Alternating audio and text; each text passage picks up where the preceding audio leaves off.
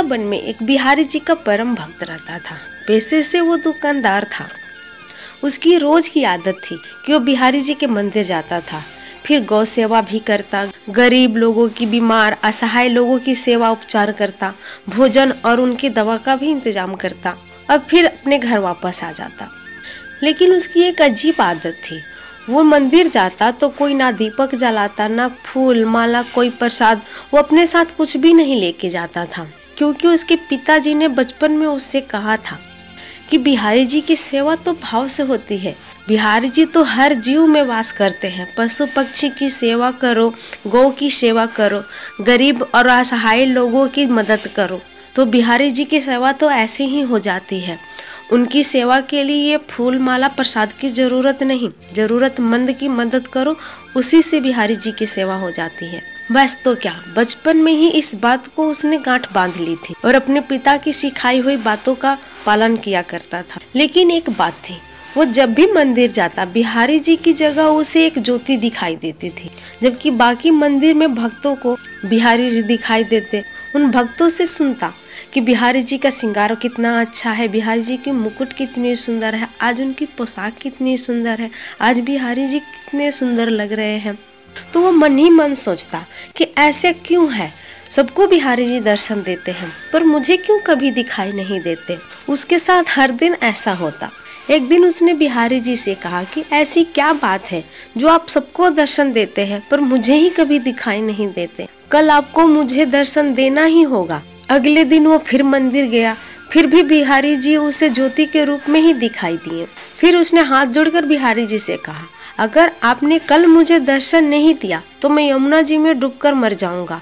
उसी रात बिहारी जी एक कोढ़ी के सपने में आए, जो मंदिर के पास ही रास्ते पे बैठा रहता था, और बोले, तुम्हें अपना कोट ठीक करना है? तो वो कोढ़ी बोला, हाँ भगवान, मुझे अपना कोट ठीक करना है। तो बिहारी जी ने उस कोढ़ी से कहा, कल यहाँ से मेरा एक भक्त निकलेगा, तुम उसके चरण पकड़ लेना और तब तक मत छोड़ना जब तक वो ये ना कहे कि बिहारी जी तुम्हारा कोढ़ ठीक करे। फिर कोढ़ी ने कहा कि प्रभु, यहाँ से तो रोज अनेकों भक्त आते जाते रहते हैं, मैं कैसे पहचानूंगा कि आपका वो परम भक्त कौन है? तब बिहारी जी ने कहा कि जिसके पैरों से तुम्हें प्रकाश निकलता दिखाई दे वही मेरा परम भक्त है।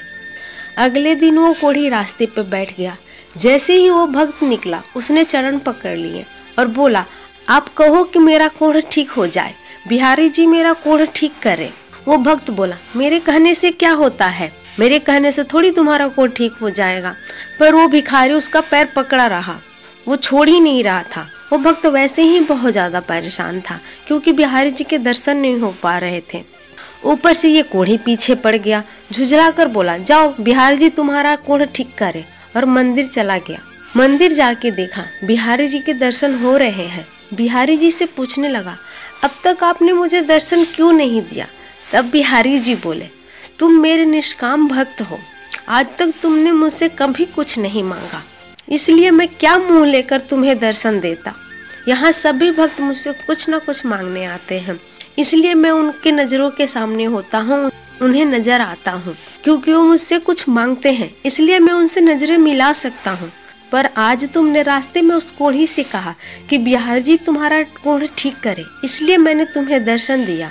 क्योंकि पहली बार तुमने कुछ मांगा था, इसलिए मैं तुम्हें दर्शन देने आ गया। भक्तों, भगवान की निष्काम भक्ति ही करनी चाहिए। भगवान की भक्ति करे। यदि संसार में भोग सुख ही मांगे तो भक्ति कहाँ, वो तो सौदेबाजी हुई, और भगवान से सौदेबाजी कैसी।